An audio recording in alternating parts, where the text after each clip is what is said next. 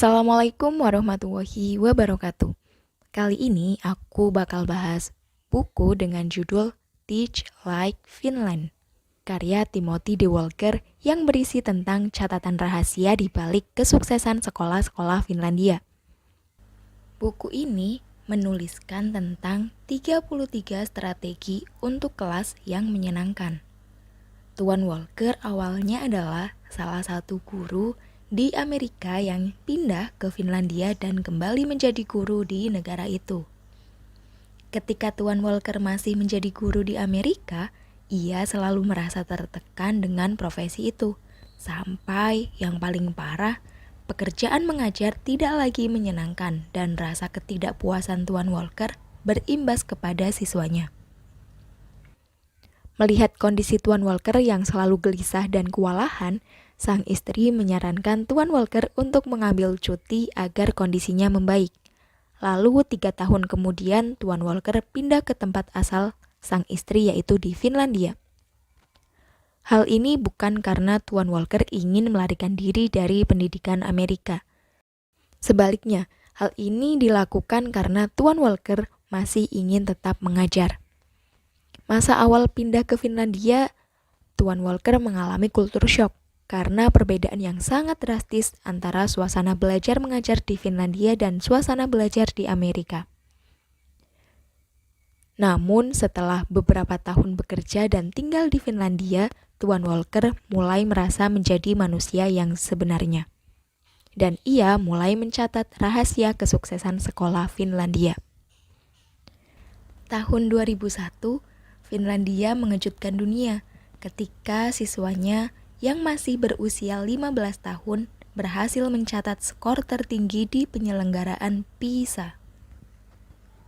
PISA merupakan ujian yang meliputi penilaian keterampilan berpikir kritis di matematika, sains, dan membaca. Ada 5 unsur yang mendukung kesuksesan pendidikan di Finlandia, yaitu 1. Sekolah diposisikan sebagai tempat belajar yang menyediakan pendidikan secara seimbang, menyeluruh, dan berorientasi pada anak. Artinya, setiap anak mempunyai hak yang sama dalam pendidikan, tanpa memandang latar belakang ekonomi sosial setiap anak. 2. Pemerintah Finlandia sangat memperhatikan mutu pendidikan para pengajarnya. 3. Pemerintah mengembangkan mekanisme permanen demi meningkatkan keamanan, kesejahteraan, dan kesehatan siswa. Dengan tujuan untuk memastikan bahwa kurangnya kesehatan dan kesejahteraan yang mendasar di rumah tidak menghalangi siswa di sekolah. 4. Kepemimpinan pendidikan di level tengah harus berada di tangan seorang pendidik yang memiliki pengalaman serta berkualitas. 5. Secara aktif, setiap siswa ikut serta dalam berbagai macam kegiatan di luar sekolah. Pendidikan di Finlandia ternyata mengedepankan kebahagiaan siswanya di atas prestasi akademis. Lebih jauhnya mereka percaya bahwa siswa yang bahagia akan menjadi pelajar yang lebih baik. Buku ini membahas tentang 5 unsur kebahagiaan, yaitu kesejahteraan, rasa memiliki, kemandirian, penguasaan, dan pola pikir. Part 1 membahas tentang kesejahteraan. Pendidikan Finlandia percaya bahwa metode istirahat yang tepat akan membuat anak lebih mampu mengoptimalkan kerja otaknya, sehingga anak-anak diberikan waktu untuk jeda istirahat setiap selesai 1 jam pelajaran. Di waktu istirahat itu, anak-anak akan menggunakannya untuk bermain dan bersosialisasi dengan teman sebayanya. Fungsi istirahat ini sangat penting di antara jam-jam sekolah yang berat. Metode rehat yang tepat membuat anak lebih mampu mengoptimalkan kerja memori dan melakukan penyimpanan secara maksimal. Setelah pulang sekolah, baik guru maupun siswa mendapatkan kesempatan untuk mengisi ulang energi mereka, yang artinya mereka terbebas dari segala beban di sekolah. Ternyata hal ini tidak hanya terjadi di dunia pendidikan. Kehidupan Finlandia memang seperti itu. Contohnya, ketika keluar rumah di alun-alun, banyak sekali orang yang hanya duduk memakai selimut dan bercakap-cakap satu sama lain. Mereka melakukan kegiatan itu tanpa buru-buru dan terlihat sangat santai. Meski terkesan santai, hal yang paling penting adalah kita mengetahui batasan antara kerja dan istirahat. Part 2, membahas tentang rasa memiliki. Seorang guru tentunya perlu melakukan beberapa hal agar muncul perasaan saling terhubung atau rasa dimiliki di dalam kelas. Rasa memiliki ini bukan hanya sesuatu yang dapat kita bagi dengan siswa. Ini juga merupakan sesuatu yang sebagai guru perlu kita alami loh. Untuk menguatkan rasa dimiliki, kita perlu menerapkan 6 strategi, yaitu mengenal setiap anak, bermain dengan mereka, merayakan keberhasilan, mengejar impian kelas, menghapus bullying, dan berkawan. Rasa dimiliki membuat seorang siswa akan merasa nyaman saat menjalani proses belajar mengajar di kelas. Finlandia juga tegas dalam menjaga perdamaian. Prinsipnya, siswa tidak menyakiti dan mengganggu diri sendiri serta orang lain. Yang paling aku suka dalam strategi rasa dimiliki adalah sistem berkawan, di mana anak-anak kelas tinggi diberikan tanggung jawab harus mengajari dan menemani adik kelasnya bermain. Hal ini membuat anak-anak mempunyai rasa dimiliki yang semakin tinggi. Dan buat anak-anak kelas tinggi, mereka juga dapat melatih rasa tanggung jawabnya. Part 3, membahas tentang kemandirian. Secara umum, anak-anak Finlandia nampak lebih mandiri. Mereka bukan terlahir dengan gen mandiri ya. Tapi mereka diberikan banyak kesempatan untuk melakukan banyak hal sendiri tanpa bantuan orang lain. Dan melalui kesempatan itu, mereka lebih mampu mengarahkan dirinya sebagai pelajar. Mulailah dengan memberikan kepercayaan, tidak memberikan kekangan, serta mengajak siswa untuk memikul tanggung jawab. Anak akan termotivasi ketika guru menunjukkan hal yang menandakan dipercayai melakukan sesuatu. Setiap anak di Finlandia sudah diajarkan sejak dini di rumah masing-masing agar terbiasa pulang pergi ke sekolah sendiri, baik dengan kendaraan umum atau jalan kaki. Hal ini bisa membuat mereka tangguh dan meningkatkan rasa kemandirian. Status guru di Finlandia juga sangat dihargai loh.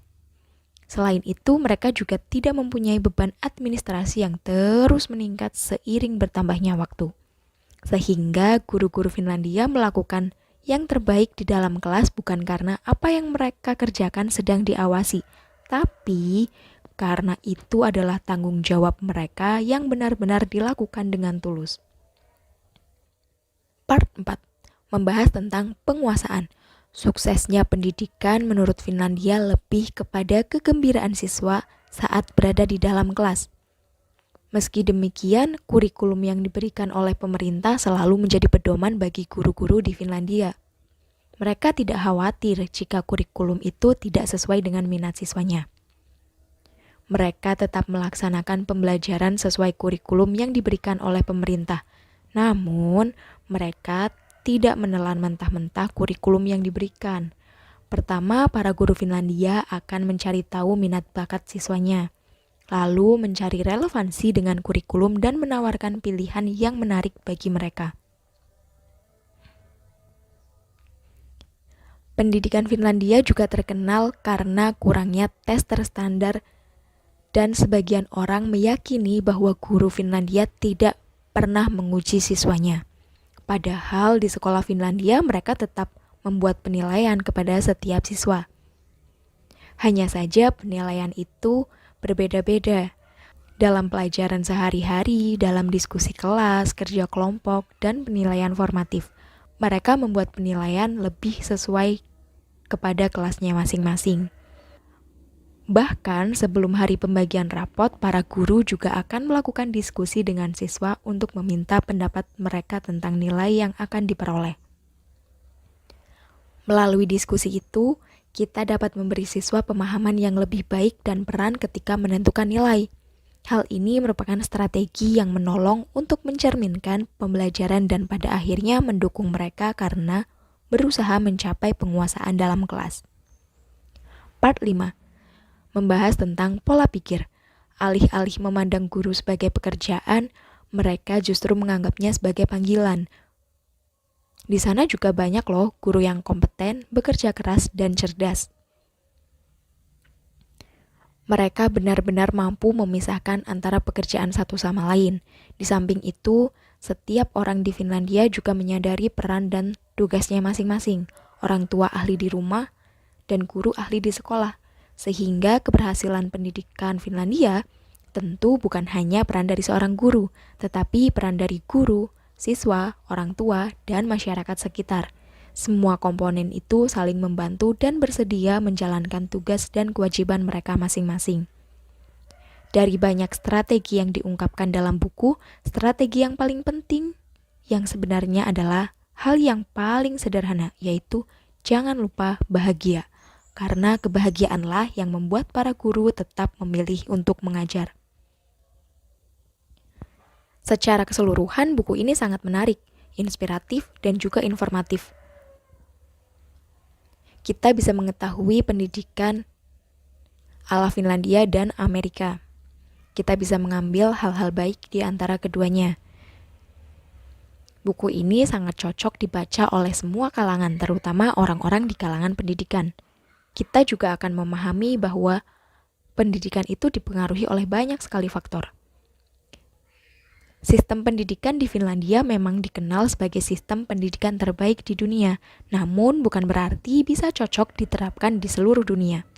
Singkatnya, mengadopsi sistem pendidikan dari suatu tempat tidak semudah yang tertuang dalam banyak tulisan. Ada banyak faktor yang mempengaruhi, baik budaya, kebiasaan, dan lainnya. Ingatlah peribahasa, lain ladang, lain belalang, lain lubuk, lain ikannya. Sampai jumpa di buku selanjutnya.